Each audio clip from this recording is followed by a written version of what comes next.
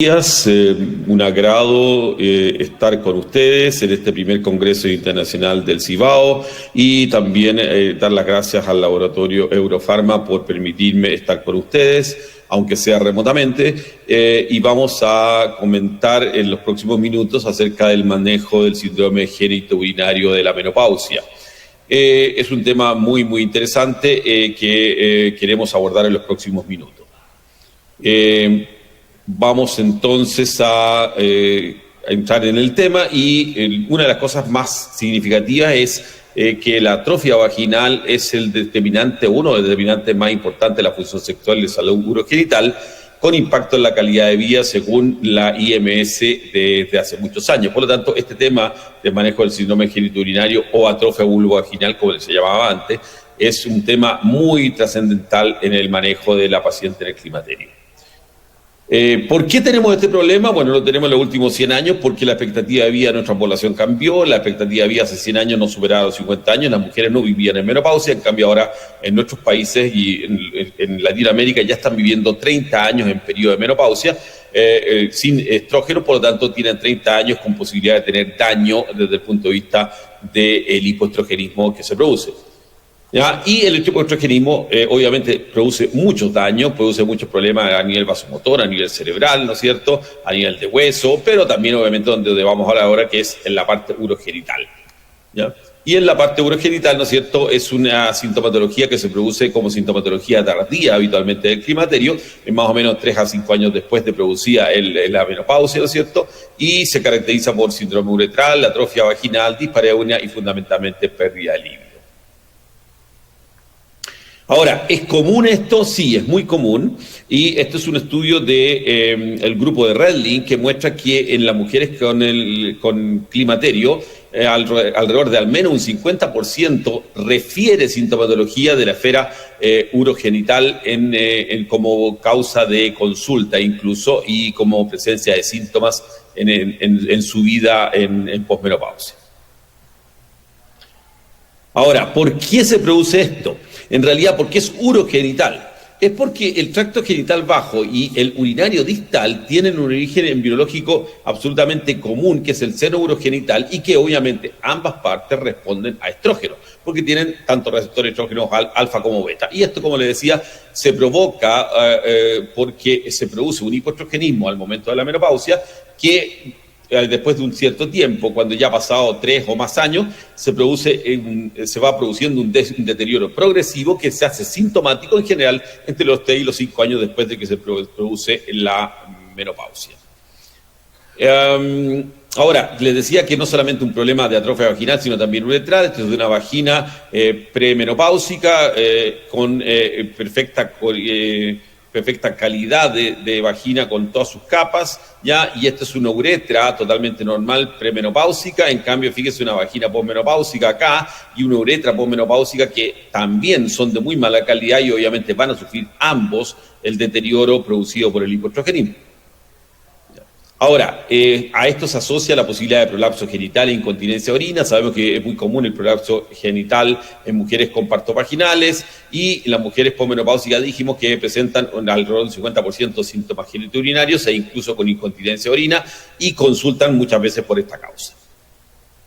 Ahora, el estrógeno provoca por su deficiencia una atrofia de la vagina y también del epitelio uretral, una maduración disminuida de las capas de la vaginal, con número de células superficiales disminuido, alteración del pH y de la flora vaginal, y además sensibilidad disminuida del músculo uretral y disminución de la cantidad de tejido conectivo periuretral, produciendo entonces el síndrome genitourinario.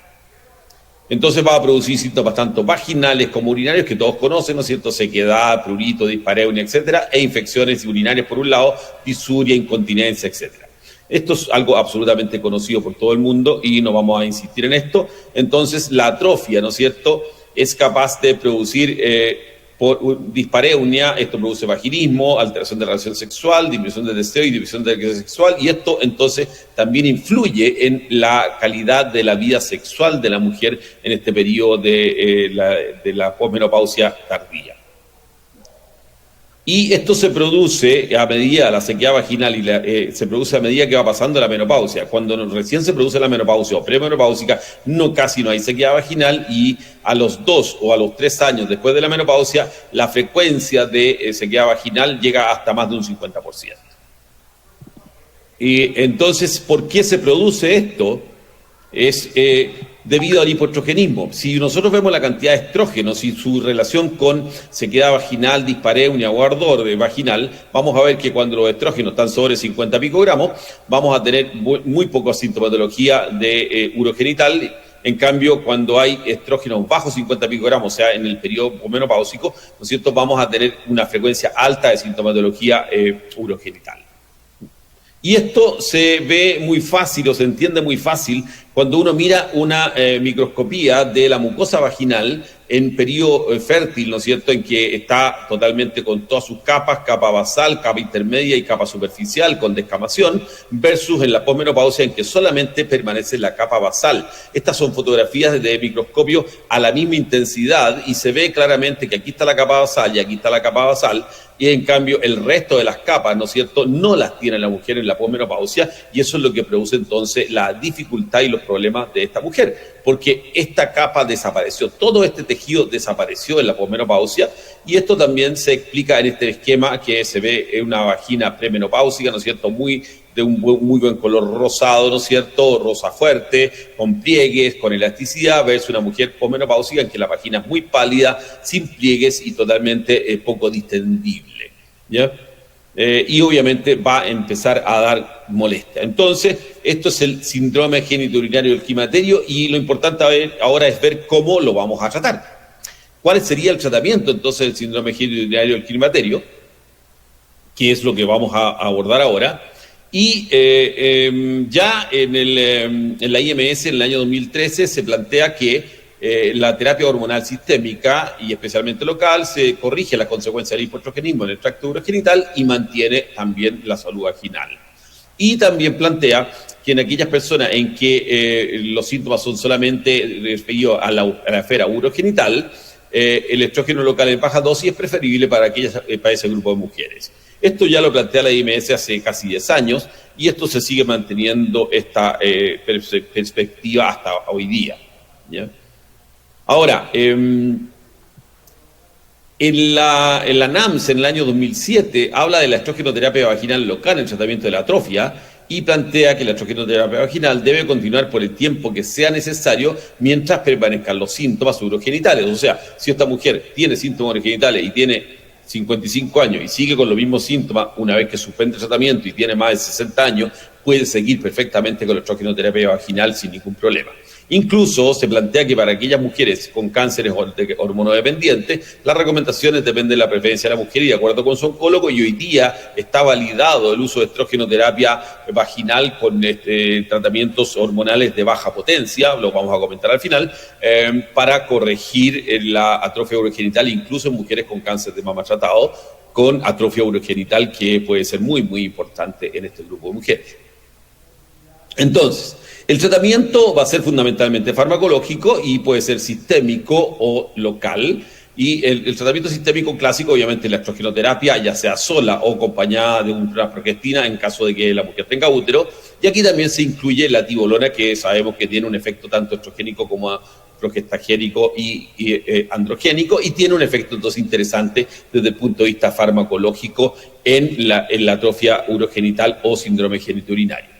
Por último, como tratamiento sistémico, pero ya con un efecto directamente local, es el uso de los pemifenos, ¿no es cierto?, que es un modulador selectivo receptor de estrógeno. Nosotros en Chile no lo tenemos hoy día, pero está claramente demostrado su uso, y en realidad el único inconveniente es que es un tratamiento de vía sistémica, que tiene que tomar todos los días, y mientras se está tomando, obviamente el efecto se produce, se deja de tomar y el efecto desaparece. Lo mismo que pasa por lo demás con cualquier terapia hormonal clásica. Con la diferencia que produce algunos efectos secundarios que podríamos conversar al final o en la mesa de discusión. En todo caso, los pemifenos es una terapia nueva, no sé si está disponible hoy día en República Dominicana, pero nosotros no lo estamos usando en forma rutinaria. La única indicación interesante es que en aquellas mujeres que tuvieron un cáncer de mama y que ya terminaron su tratamiento hormonal, puede utilizarse ospemifeno como tratamiento sistémico para corregir la atrofia urogenital. De manera que sería casi la única indicación, puesto que la mejoría con ospemifeno no es tan interesante y no es tan buena como la estrogenoterapia sistémica y tampoco la local, porque esto es un efecto directamente local y además produce una serie de efectos secundarios desde el punto de vista sistémico, como por ejemplo presencia de sofocos o bochornos, como decimos nosotros. También hay riesgo de tromboembolismo, no se debe usar en pacientes con cáncer de mama, como les decía, a menos que ya hayan terminado su tratamiento hormonal. Entonces hay una serie de limitaciones porque es un tratamiento sistémico. Y el tratamiento más usado de aquellas mujeres que no usan tratamiento sistémico, el tratamiento sistémico va a tener un efecto sistémico y por ende también urogenital, es el tratamiento local en base a terapia hormonal tópica. Aquí tenemos disponibles estrógenos conjugados equinos, que se usa mucho en el hemisferio norte, especialmente en Estados Unidos, ¿no es cierto? El uso de estradiol, que es más utilizado y en Europa, pero también ahora muy utilizado, también está muy disponible también en Estados Unidos. Y por último, otras moléculas que tienen efecto estrogénico, como el estriol y el promestreno. Y por último, un medicamento que está disponible hoy día, que es la prasterona o la dehidroepiandrosterona sulfato, que está disponible en el mundo. No sé tampoco si está disponible hoy día en República Dominicana, pero que también se describe su efecto a nivel tópico usándolo en forma de óvulos vaginales diarios. Nosotros en Chile no lo tenemos disponible, por lo tanto podemos discutirlo también en cuanto a su efectividad con respecto a estos otros tratamientos. Inconveniente de la prasterona en relación con los otros estrógenos. Estos estrógenos deben ser usados en forma habitualmente intermitente. La dosis clásica de cualquiera de estos es habitualmente un par de veces por semana de uso. En cambio, la prasterona, la dihidroepiandrosterona, tiene que usarse en forma vaginal todos los días. Yo diría que ese sería uno de los inconvenientes. Con respecto a los otros efectos, son muy similares. Así que, siguiendo el tema, vamos a empezar a tocar por qué, o vamos a explicar por qué los estrógenos sistémicos son capaces de producir respuesta vaginal. Y aquí pueden ver cómo, por ejemplo, estrógenos conjugados equinos, que es en rojo, muestra claramente una mejoría del pH vaginal que baja versus placebo. O sea, un estrógeno sistémico tiene efecto a nivel vaginal porque mejora el pH. Y también, por ejemplo, estrógeno conjugado equino mejora la sequedad vaginal claramente por vía oral versus placebo. Por lo tanto, mejora el efecto a nivel del lactobacilo, mejora el pH, ¿no es cierto? Y por lo tanto es un efecto de una droga sistémica a nivel urogenital con excelentes resultados. Uno siempre dice, bueno, pero son estrógenos conjugados equinos. No, cualquier estrógeno, en este caso aquí hay una mezcla de valerato de estradiol más levonorgestrel, que se usa más en Europa, y se ve claramente cuando se usa este tipo de medicamentos, estradiol en este caso, ¿no es cierto? Se ve claramente que hay una mejoría de la humedad, del volumen del líquido vaginal, de la elasticidad y la calidad de la mucosa con tratamiento sistémico que tiene un efecto a nivel de la mucosa urogenital. Por lo tanto, el efecto está demostrado también con estradiol en forma sola o combinada. Y esto también lo podemos ver acá en esta línea en que se muestran los niveles de estrógenos conjugados equino y estradiol, ¿no es cierto?, a nivel vaginal y oral. Ahora, si entramos a nivel oral, si entramos a nivel de uso, tratamiento vaginal, y vemos los niveles plasmáticos de estradiol o estrógenos conjugados equinos en esta gráfica, se ve que tanto estradiol como estrógenos conjugados equinos se absorben y provocan aumento del estradiol sistémico desde su basal. Por lo tanto, son estrógenos de potencia relativamente alta que se absorben y provocan efectos a nivel sistémico. Por lo tanto, en una paciente cualquiera no hay ningún problema, pero en pacientes con cáncer de mama, por ejemplo, no es una buena indicación. Pero en la paciente no con cáncer de mama, o sea, el 99% de nuestras pacientes, el usar estrógeno conjugado equino, usar estradiol es perfectamente posible, aun cuando se absorbe un poco, porque el efecto es realmente muy, muy interesante, y aun cuando tengamos niveles plasmáticos. En caso de estradiol, esto no provoca un aumento de la estrona a nivel plasmático, sí se observa con el estrógeno conjugado equino, pero eso no es un tema, como les digo, cuando estamos usándolo para una mujer sin cáncer de mama, que es la gran mayoría de los pacientes, se puede usar perfectamente alguno de ellos. ¿ya? Y si vemos cómo se comporta estos estrógenos, por ejemplo, estrógeno, en este caso estradiol, a nivel de endometrio, se ve que comparado con el endometrio en un año de uso, no se ve ninguna diferencia en cuanto a la calidad del endometrio, por lo tanto, no tiene un efecto negativo al ser un estrógeno puro utilizado en forma vaginal en un efecto negativo en el endometrio. Por lo tanto, es totalmente seguro. ¿Ya?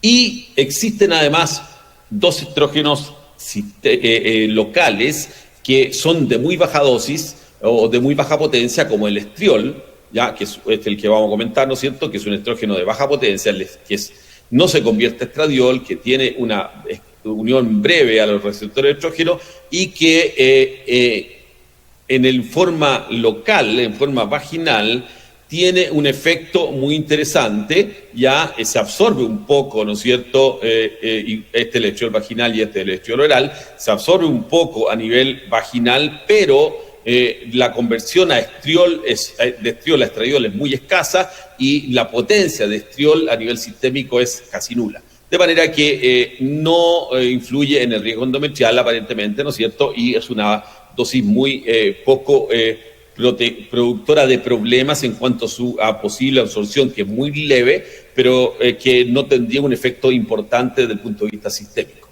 ¿ya? Si vemos los niveles de FSH y LH usando estriol, se ve efectivamente que FSH baja un poco, pero no a valores totalmente normales, sino que baja, pero no a valores intensos, con estriol, de manera que sí hay absorción, ¿no es cierto?, de estriol y sí hay un efecto a nivel sistémico, pero discreto, teniendo un muy buen resultado local. Y por último, vamos a hablar del promestrieno, que es una molécula que es un dietilester del estradiol, que está disponible en forma de crema vaginal fundamentalmente, también en algunos países existen óvulos, y que también tiene un efecto muy significativo en el trofismo vulvovaginal, con una nula absorción de este a nivel sistémico, por lo tanto con un comportamiento muy interesante por lo mismo, ¿ya? Ahora, es efectivo el promestrieno, con esta gráfica que compara promestrieno con estrógenos conjugados equinos, ambos usados por vía vaginal, se ve que la calidad del índice vulvar y el índice vaginal, ¿no es cierto?, con ambos es exactamente igual, por lo tanto, siendo un estrógeno tópico vaginal de muy baja potencia, como la vagina es muy ávida para responder porque tiene muchos receptores de estrógeno, ¿no es cierto?, y la vulva también, entonces es capaz de responder tan bien como estrógeno conjugado equino, que sería el estrógeno más potente que tenemos disponible. De manera que es igual de efectivo a nivel vaginal. Es muy malo a nivel sistémico, no tiene efecto, pero a nivel vaginal, por su gran afinidad de estos tejidos con respecto a la presencia de receptores de estrógeno, la gran afinidad que tienen por estos medicamentos, es la gran respuesta que tienen, que es equivalente a estrógeno conjugado equino a nivel tópico vaginal. De manera que podemos decir que es igual de efectivo, ¿ya? Pero, ¿qué pasa entonces si hay absorción o no? La verdad es que es interesante que el promestrieno no se encuentra cuando se usa por vía oral, obviamente se va a ver promestrieno en sangre, pero cuando se usa por vía vaginal y que está acá abajo, ni siquiera se alcanza a ver la línea porque no hay presencia de promestrieno a nivel oral, o sea, a nivel sistémico, perdón, cuando se usa por vía vaginal. Y lo otro interesante es que usando promestrieno vaginal no se produce el aumento de estradiol, ni tampoco se produce un aumento de estrona, que sí se ve obviamente cuando uno lo da por vía oral. O sea, el promestrieno no se ve en sangre usado por vía vaginal, ni tampoco provoca aumento de estradiol ni de estrona. Eso es muy interesante porque es muy seguro en ese sentido, incluso en pacientes con cánceres hormonosensibles que tienen atrofia vulvovaginal, ¿ya? Y acá podemos ver cómo este efecto es realmente muy interesante, porque aquí está comparado la posibilidad de producir modificación de FSH y LH con uso de promestrieno o con estrógeno conjugado equino. Y el promestrieno no modifica FSH ni tampoco modifica LH, y obviamente estrógeno conjugado equino por vía vaginal produce un claro reducción de FSH y LH, lo que significa que hay absorción de estrógeno conjugado equino que está produciendo un efecto sistémico real. De manera que ahí se ve claramente cómo promestreno es una excelente molécula que tiene un efecto puramente local vaginal y totalmente segura porque no se absorbe. ¿Ya? Esto es en resumen lo que podemos decir de las terapias farmacológicas hormonales a nivel vaginal. Otras terapias de este tipo no tienen ningún sentido de usar. Por ejemplo, otras terapias como cremas vaginales, otro tipo de cosas, en realidad lo que hacen son hidratar, pero no mejoran la calidad de la vagina, solamente lubrican o humidifican, pero no provocan un efecto real a nivel de vagina. Y con respecto a prasterona o dihidroepiandrosterona, que le comenté yo recién, la verdad es que tiene un efecto muy similar a estos estrógenos tópicos locales, con efecto muy similar, no tendría un efecto sistémico aparentemente importante, pero la única diferencia, diría yo, es que estas terapias tópicas pueden ser usados 2 veces por semana o incluso en algunos casos hasta 1 vez por semana y con un efecto muy interesante. En cambio, la prasterona o dihidroepiandrosterona debe ser usado diariamente. Por lo tanto, en vez de colocarse un óvulo todos los días durante todo el año, uno podría colocar esta crema o un óvulo de cualquiera de estos un par de veces a la semana o incluso, como le digo, 1 vez por semana cuando ya está establecido la respuesta. Una capite final con respecto a la láser terapia. La láser terapia se está usando en Chile y igual que en el mundo, se está usando mucho. Esto es un equipo DECA de Mona Lisa, ¿no es cierto? Pero hay varios equipos, los más conocidos son el Mona Lisa y el Fotona, que son de láser de CO2 y de Herbio, y que son, aparentemente, hay algunos estudios que están mostrando resultados interesantes en cuanto a calidad de resultados, en cuanto especialmente a la respuesta de los pacientes, en que sienten que hay una mejoría, pero la respuesta histológica real a nivel vaginal en realidad todavía no se ha demostrado muy claramente, y hay algunos warnings también de la FDA con respecto al uso del láser en forma indiscriminada, que tiene que ser hecho con cuidado porque pareciera de ser que no es tan inocuo y hay muy poca información en cuanto a efectos a largo plazo. De manera que el láser llegó para quedarse, creo que es una alternativa a considerar, pero hay que considerarlo como una alternativa cuando realmente las otras terapias no se pueden utilizar, que sería un poco la situación en que se indica hoy día las terapias, que son la minoría de nuestros pacientes. O sea, yo diría que el 99% de las pacientes que están en climaterio pueden usar tratamiento hormonal estrogénico o tratamiento hormonal, digamos, en general, tópico o sistémico, y no hay ningún problema. En cambio, la láser terapia podría ser usado solamente tiene justificación en un ínfimo grupo de pacientes, que son aquellos que tendrían una contraindicación de hormonoterapia sistémica, y que la hormonoterapia local, por lo menos con estrógenos conjugado quino y estradiol, no es una buena alternativa, pero sí el uso de estriol y el uso de promestreno están validados tanto por la Sociedad Europea de Ginecología, también está validado por la Sociedad Americana de Ginecología, en cuanto a que se pueden usar incluso en cáncer hormonodependiente con acuerdo con el médico oncólogo que está tratando. Ya, eso es entonces lo que les quería comentar, y entonces insistir que esta atrofia vaginal es un determinante muy, muy importante de la función sexual y salud urogenital, y que si no la tratamos va a afectar la calidad de vida de nuestras mujeres, por lo tanto es nuestra obligación manejarlo. Con eso termino, y entonces trataré de aclarar, si es posible, las dudas que se presenten o la discusión que se pueda crear en la mesa de discusión posterior. Muchísimas gracias por su atención.